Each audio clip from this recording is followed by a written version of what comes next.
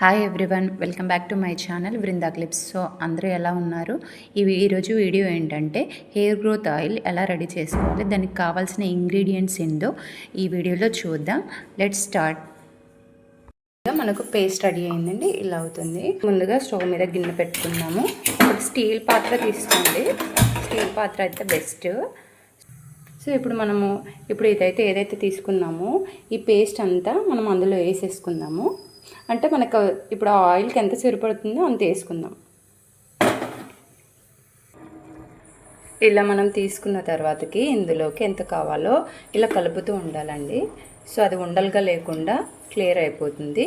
ఇలా కలుపుతూ ఉండాలి. లో ఫ్లేమ్లో పెట్టాలి. అయిపోయిందండి, గ్రీన్ వచ్చేసింది కాబట్టి మనం స్టవ్ ఆఫ్ చేద్దాము.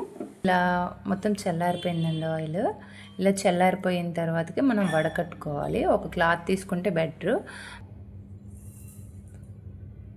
తీసుకొచ్చి ఇలా మనము మూత పెట్టేసుకొని ఒక 3 days మినిమం, ఒక 3 days మనము ఎండలో పెట్టాలి.